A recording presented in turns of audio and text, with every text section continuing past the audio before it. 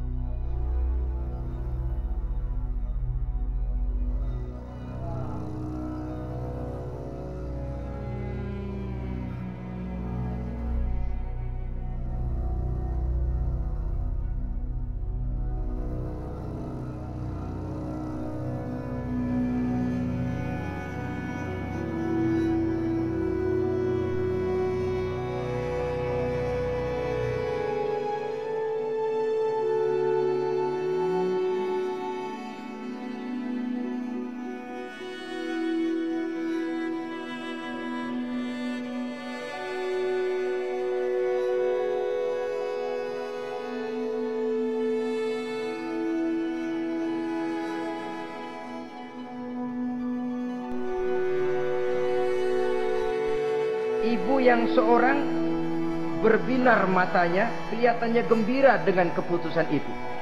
Saya setuju Nabi Sulaiman, ini keputusan yang sangat adil. Betul, belah dua saja bayi itu.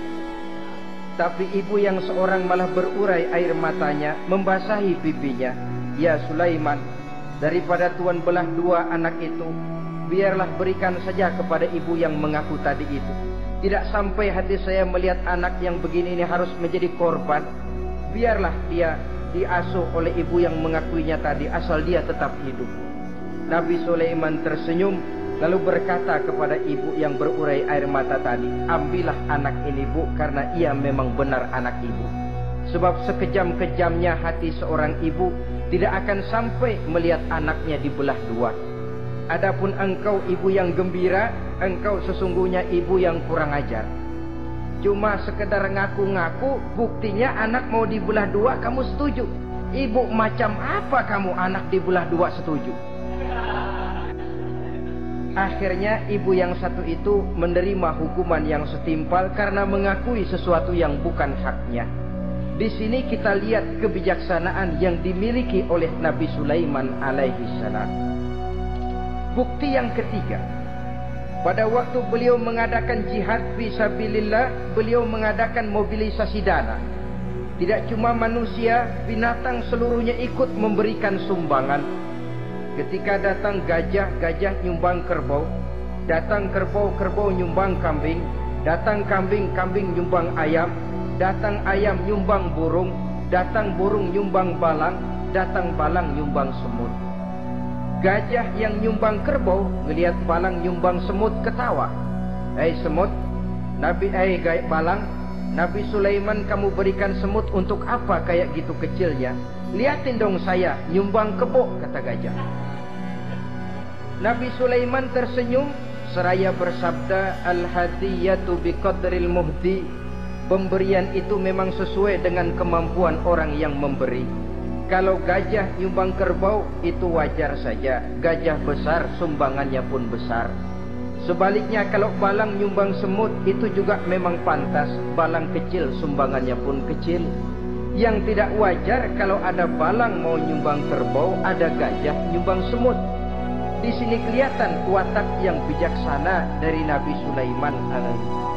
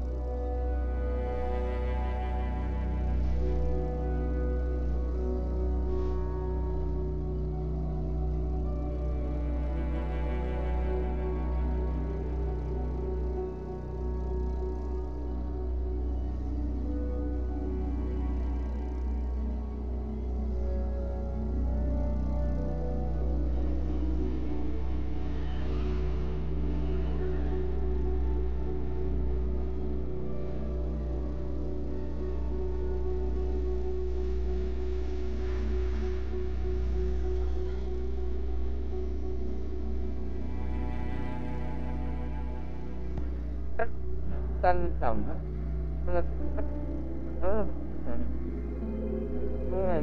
tahu pakai belangkon. Dia sembahyang di Masjidil Haram, ini dengan Arab.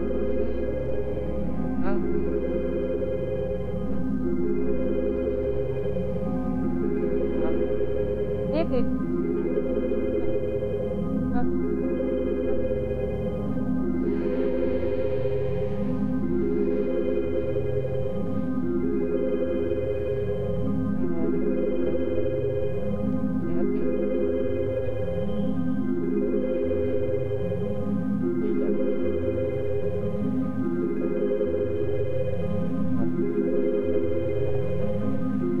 keistimewaan seperti ini pun hanya diberikan kepada orang yang jiwanya memang sudah stabil. Coba kayak kita diberikan keistimewaan kayak begitu, main belangkon melulu. Saudara-saudara kaum muslimin rahimakumullah, juga bisa menguasai jin, memerintahkan jin, dan juga mengerti segala macam bahasa binatang. Kita bisa lihat dalam surah As-Saba ayat 12 misalnya. Demikian juga tentang mengerti bahasa binatang. Pada satu hari Nabi Sulaiman dan bala tentaranya lewat di satu lembah. Lembah itu kebetulan lembah semut. Ketika mereka lewat di lembah itu, Raja Semut lihat dari kejauhan dia pidato kepada rakyatnya para semut itu. Apa katanya?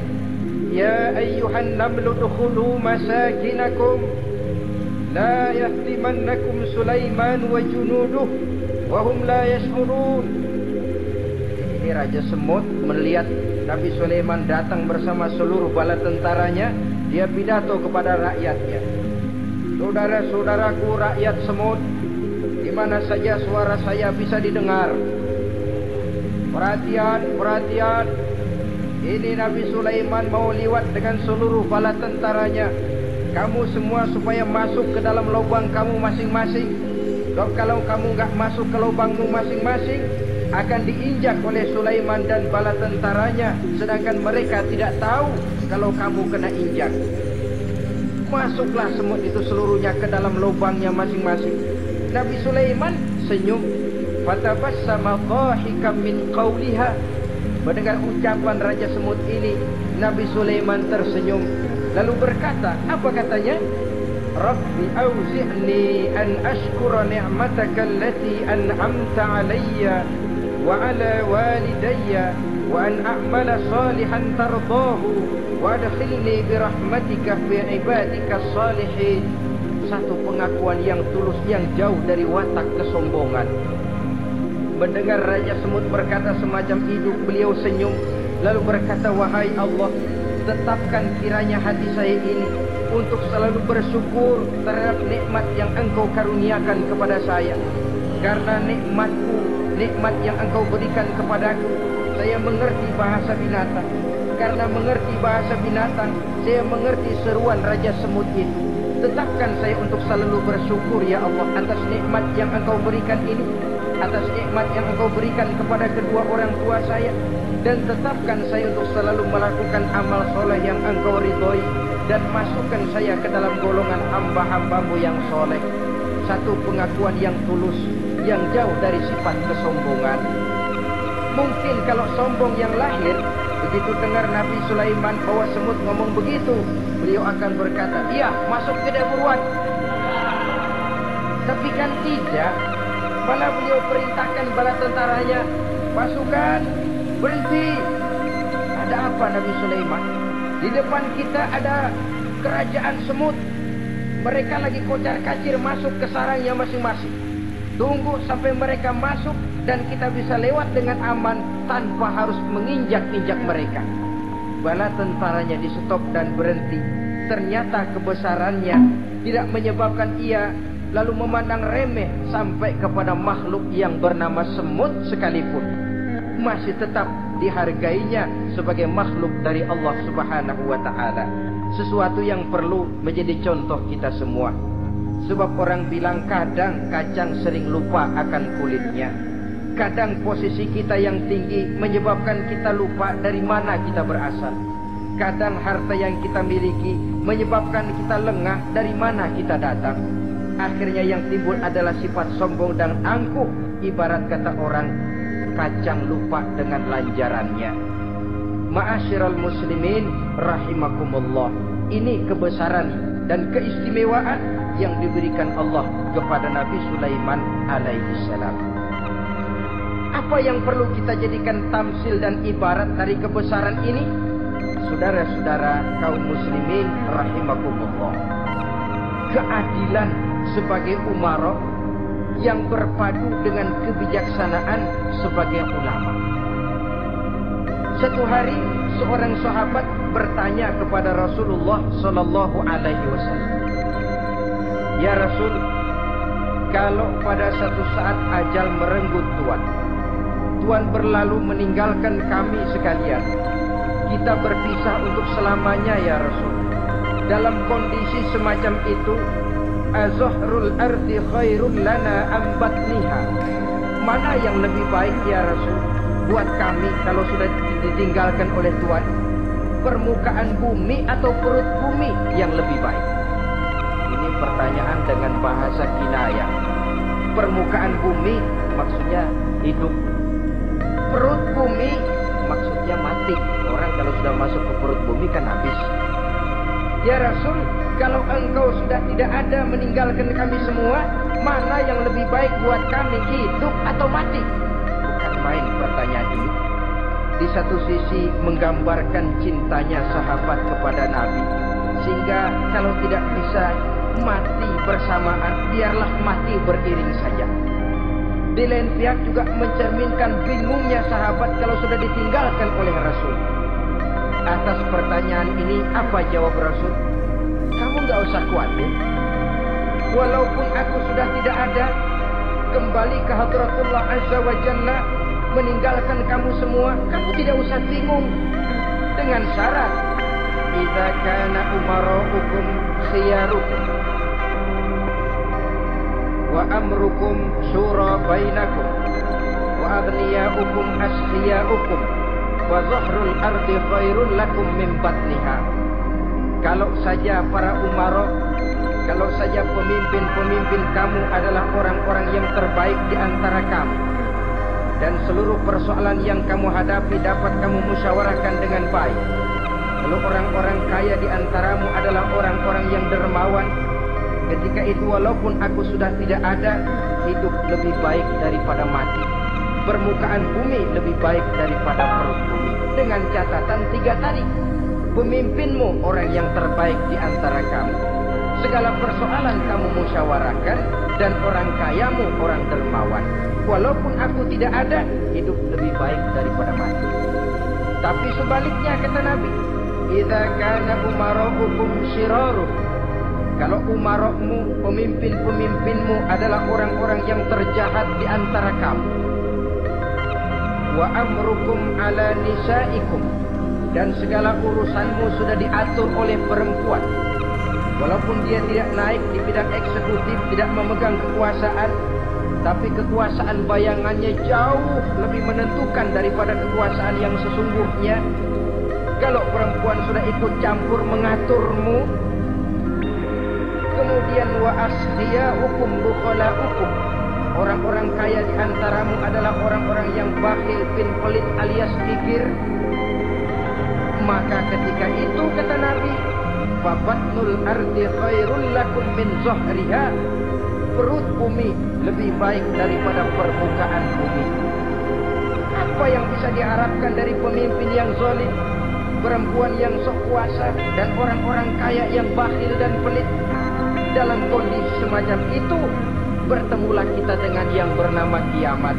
Dan kalau sudah kiamat macam itu kata Nabi, perut bumi lebih baik daripada permukaan bumi. Maka yang kita perlukan sekarang adalah kerjasama antara ulama dengan umara. Ulama bukan umara, umara pun bukan ulama. Harus saling kerjasama dan jangan saling memperalat. Kerjasama menurut bidangnya masing-masing, menjadi yang terbaik di bidangnya. Jangan sudah jadi kiai karena ingin berpartisipasi aktif lalu pindah jadi pemborong jembatan. Tidak sadar akan profesinya, dan orang lalu tidak bisa berkata, apaan kiai mubalik bisanya cuma ngomong saja. Sekarang kan zaman pembangunan perlu karya nyata. Mana ada ustadz kiai mubalik bikin irigasi, cuma pidato saja. Apa kemiskinan bisa diatasi dengan pidato? Ini juga orang tidak ngerti urusan. Wong Nabi saja ngajarin kok, iza wusidal amru ila ghairi ahlihi fantaziris sa'ah, yang kemudian diterjemahkan dalam manajemen modern, the right man on the right job, bahwa persoalan harus diserahkan kepada orang yang memang ahlinya. Nah kalau kiai ngurus irigasi, apa nanti lurah mau ngajar fikih,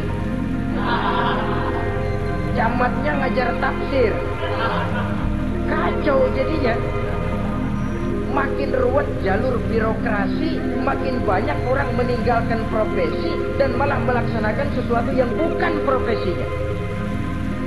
Untuk memberesi keruwetan birokrasi termasuk diantaranya menanamkan kesadaran profesi yang menimbulkan kebanggaan, dan kebanggaan yang membuahkan tanggung jawab terhadap profesi.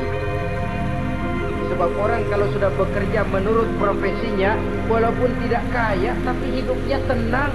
Kenapa? Karena panggilan jiwanya. seorang kiai yang diajak objek, walaupun objeknya gol puluhan juta, kaya, belum tentu tenang, karena saya yakin bukan ke sana panggilan jiwanya. Ma'asyiral muslimin rahimakumullah.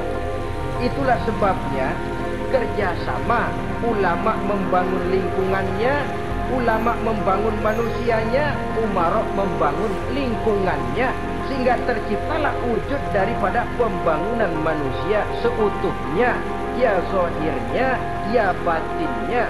Seluruh kita berpartisipasi.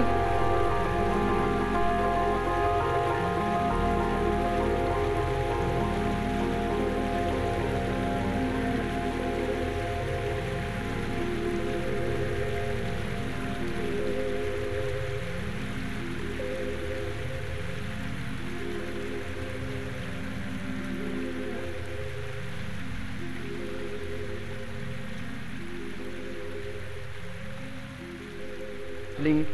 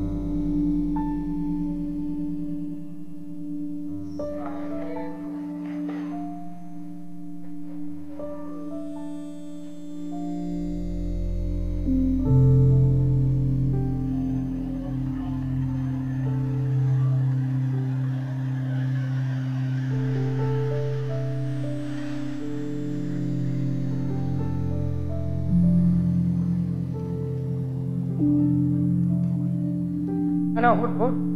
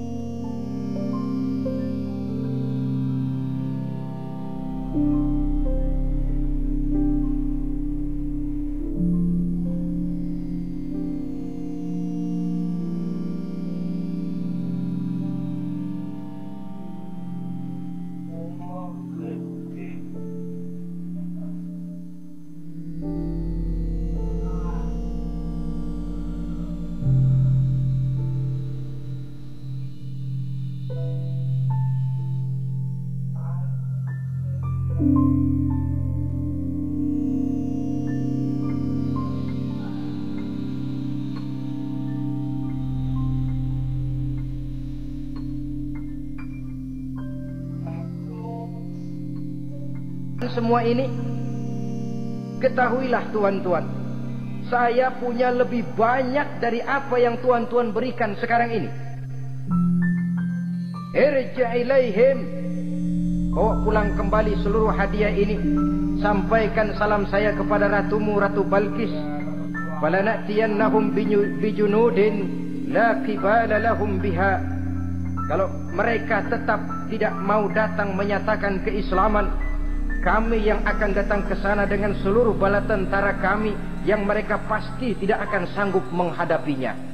Saudara bisa baca dalam surah An-Naml ayat 36. Saudara hadirin ma'asyiral muslimin rahimakumullah.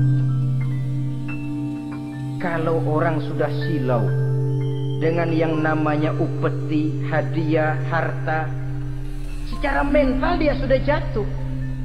Andai kata ketika itu Nabi Sulaiman menerima seluruh hadiah tadi, maka misi kerasulannya tidak akan jalan. Wibawanya hancur dan dia tidak akan sanggup lagi mendakwahkan Ratu Balqis untuk masuk ke dalam agama Islam. Dia akan jadi cemoohan di negeri Sabah. Sulaiman ngomong aja dikasih hadiah telap. Nah, ternyata ada yang lebih mahal dari harta, ada yang lebih mahal dari intan dan mutiara, ada yang lebih mahal dari pangkat dan kedudukan. Apa dia? Harga diri. Dan itu yang langka sekarang ini. Lebih baik jalan kaki tapi kita bebas mendongakkan kepala kemanapun kita mau, daripada naik mobil empuk tapi mata nunduk saja nggak berani lihat ke atas. Kehilangan harga diri. Ulama yang kehilangan harga diri akan menyelewengkan ayat. Pejabat yang kehilangan harga diri akan melakukan segala macam penyelewengan dan lain sebagainya. Harga diri sesuatu yang mahal, terutama di kota-kota besar, kota-kota yang menyandang gelar metropolitan. Biasanya harga diri ini sudah tidak dihiraukan orang lagi. Cuma untuk uang yang relatif kecil, cuma untuk kedudukan yang temporer, orang tidak segan-segan mengorbankan sesuatu yang paling mahal yang bernama harga diri. Akhirnya tuak merajalela, sogok menjadi jadi, semir pun menjamur, bahkan malah kadang-kadang jadi target. Sehingga ada pernah berita jabatan wakil gubernur katanya dikomersilkan. Siapa yang bisa memberikan sekian puluh juta dia akan naik. Ini kalau sudah begini, ya salam. Orang itu kalau memperoleh satu jabatan karena mengeluarkan banyak uang, percayalah saudara, begitu dia naik ke jabatan itu, langkah pertama yang dia lakukan, bagaimana supaya uangnya bisa kembali. Bukan bagaimana bekerja sebaik-baiknya, bukan bagaimana mensejahterakan rakyat sebaik-baiknya. Karena dia merasa naik jabatan banyak mengeluarkan uang, setelah dia naik, gimana supaya pulang modal dulu. Lebihnya kalau ada, baru bekerja buat rakyat. Itu pun kalau nggak keburu pensiun. Kadang-kadang malah lebih celaka lagi, kalau sudah mau pensiun baru bikin pemutihan. Baru rajin i'tikaf di masjid, pergi haji. Kenapa? Udah pensiun.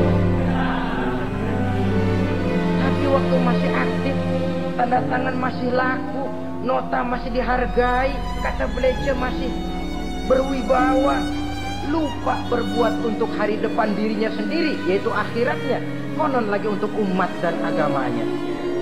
Jadi untuk mengabdi, berbuat baik kepada umat, berkhidmat kepada agama, i'tikaf di masjid, tuan-tuan, tak usahlah nunggu sampai pensiun. Manfaatkan posisi yang tuan-tuan punya sekarang ini untuk beribadah dengan sebaik-baiknya. Itu pun masih bersyukur, masih bisa mengadakan pemutihan daripada tidak sama sekali. Cuma alangkah akan lebih efektifnya lagi karena itu diawali pada saat kita masih mempunyai posisi-posisi. Ini reaksi Sulaiman, saudara-saudara. Diberikan hadiah yang mahal. Atumitsunani bimalin. Kamu mau nyogok saya dengan hadiah ini? Yang diberikan Allah lebih hebat dari yang kau bawa sekarang ini. Apa yang saya cari? Oleh Allah saya telah diberikan sesuatu yang lebih besar dari yang kau bawa. Sudah, kau pulang saja. Sampaikan salam kepada ratu. Kalau dia tetap ngotot tidak mau kemari, saya yang akan datang ke sana dengan seluruh bala tentara yang saya yakin sampean akan kewalahan ngadepinya. Pulang, sampaikan salam saya, bawa seluruh hartamu. Diplomasi tahap pertama menang total. Utusan Raja Sabah sudah kalah mental, kalah juga fisik. Pulanglah mereka dengan membawa kembali seluruh hadiah yang mereka ingin sampaikan tadi. Bisa dibayangkan mentalnya itu. Ya. Sama juga kita sudah punya niat ingin menyogok seseorang, tahu-tahu yang mau disogok nggak nerima, pulang kayaknya muka kan belipet. Sulit ketemu orang. Jadi perasaan kita orang pada ngetawain aja. Padahal orang mah nggak tahu persoalannya. Itu sikap mental sendiri itu. Jadi memang saudara-saudara ini berkaitan. Walaupun yang mau nyogok banyak, kalau yang disogok nggak mau, nggak jadi. Walaupun ada yang minta disogok, kalau yang mau nyogok nggak ada, juga nggak nyetel. Nah ini nyetel, yang mau nyogok banyak, yang disogok pun ada. Jadilah perbuatan itu. Ma'asyiral muslimin rahimakumullah. Sampai mereka di kerajaan Sabah, mereka ceritakan itu, Ratu Balkis bengong. Ternyata yang saya dengar selama ini memang benar rupanya. Sulaiman bukan cuma raja, tapi juga rasul. Bukan cuma pemimpin negara, tapi juga pemimpin agama. Lalu bagaimana, Saudara Ratu? Ya, saya pikir-pikir dulu. Pikir. Bagaimana ya? Sudahlah, begini saja. Kita sekarang berangkat ke negeri Nabi Sulaiman. Saya yang akan langsung memimpin rombongan. Ada dua tujuan Ratu Balkis sebenarnya. Tujuan pertama ingin melihat dengan mata kepala sendiri kebesaran Sulaiman yang selama ini dia cuma dengar beritanya saja. Yang kedua, ada udang di balik batu. Kalau setelah Nabi Sulaiman nanti melihat kecantikan Ratu Balkis ini, dia bisa fly. Nah, istilah anak sekarang, dia bisa fly. Nah, siapa tahu kan? Karena kecantikannya Nabi Sulaiman lalu jatuh hati dan Dewi Amor pun bicara. Nanti bila mata bertemu mata, bibir ikut senyum, hati berdetak. Maka terjadilah magnet-magnet saling bersentuhan, percintaan tingkat tinggi. Kan lumayan dapat suami, dapat pacar seorang raja besar. Jadi dengan harapan ini berangkatlah Ratu Balkis ke negeri Nabi Sulaiman. Hud lapor lagi. Lapor. Mana Hud? Ini Ratu Balkis yang mimpin sekarang. Baik, kita siap-siap. Begini saja, kata Nabi Sulaiman. Siapa yang bisa bawa singgasana Ratu Balkis ke sini? Jin Ifrit tampil. Ayo. Berapa lama kamu perlukan untuk membawa singgasana Ratu Balkis kemari? Sebelum Tuan bangun dari tempat duduk, itu singgasana sudah bisa sampai kemari, Tuan Raja. Bagus. Ada yang bisa lebih cepat? Saya, seorang ulama. Berapa lama? Sebelum Tuan kedip. Asal Tuan kedip, Tuan melek lagi, singgasana sudah sampai di sini. Baik, kerjakan. Dalam waktu sekejap itu singgasana Ratu Balkis sudah sampai di istana Nabi Sulaiman. Pasang di sini, biar dia dudukin nanti, rubah sedikit biar dia nggak kenalin. Dirombak sedemikian rupa. Masuk Ratu Balkis di istana Nabi Sulaiman. Terjadilah kemudian di perundingan semacam tingkat tinggi antara raja dengan raja. Bagaimana, Tuan Ratu Balkis? Iya, Tuan Sulaiman. Iya, bagaimana? Saya kagum dengan kebesaran Tuan. Bukan kebesaran saya. Seluruhnya ini adalah karunia Allah kepada saya. Saya dengar tuan-tuan menyembah matahari, padahal matahari tidak pernah memberikan apa yang Tuhan kehendaki. Matahari tidak pernah menciptakan Tuhan. Adalah lebih baik Tuhan menyembah yang menciptakan matahari daripada menyembah matahari itu sendiri. Nabi Sulaiman, bagaimana kalau kita mengadakan ya sambil berunding, sambil lobbying istilah sekarang. Baik, lobbying pun jadi. Berjalanlah meninjau seluruh pelosok istana Nabi Sulaiman alaihi salam. Seperti halnya bala tentaranya, Ratu Balkis juga sampai di lantai kaca, angkat kain. Kata Nabi Sulaiman, jangan diangkat tuh kain. Ini bukan air, istana kaca. Bukan main kebesaran kamu. Melihat begitu kebesaran Nabi Sulaiman, Ratu Balkis yang niatnya sementara mau melontarkan diplomasi asmara, lupa. Lalu apa katanya? Rabbi inni zalamtu nafsi. Ya Allah, selama ini saya benar-benar telah zalim kepada diri saya. Begitu banyak nikmat yang Engkau berikan kepada saya. Saya jadi ratu dengan kekuasaan yang besar, mewarisi kebesaran ayah dengan kerajaan.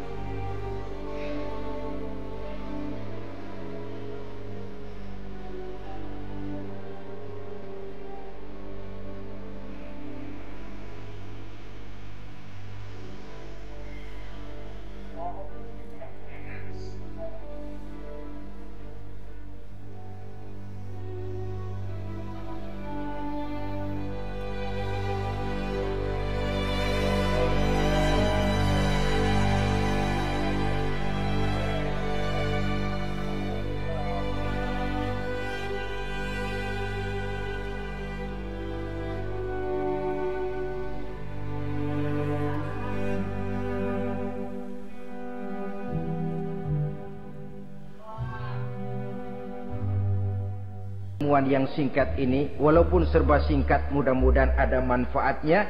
Dengan kesimpulan, seluruh anugerah yang ada pada kita hakikatnya karunia Allah. Marilah kita menjadi orang yang pandai bersyukur atas anugerah itu. Terima kasih atas segala perhatian.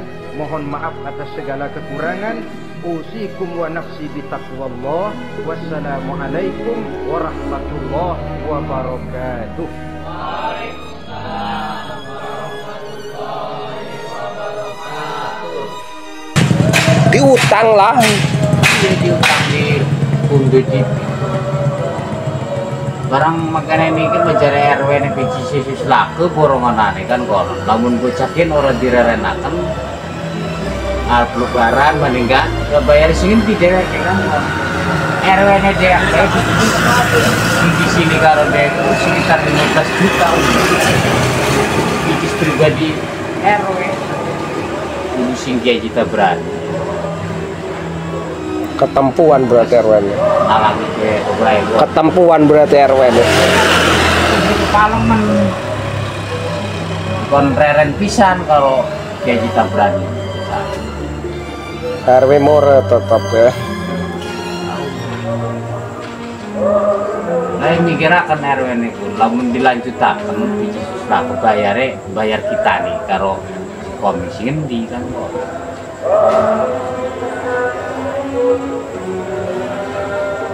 Ketukangnya loro.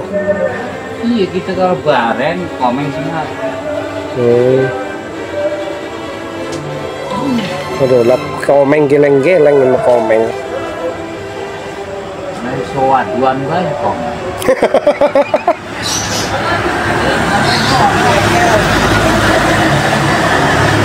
Ana no guys. Laku di kinti dia ada budaya pengkenen juga.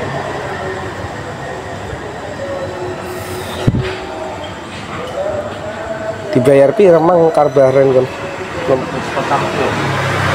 Ketukang kok. Ora rokok apa pun mah. Kopi doang. Iya rokok ora.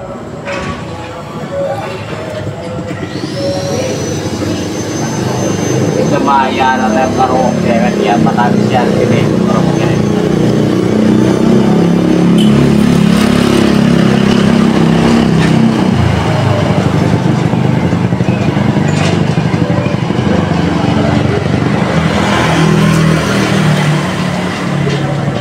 Ini golongan pegawai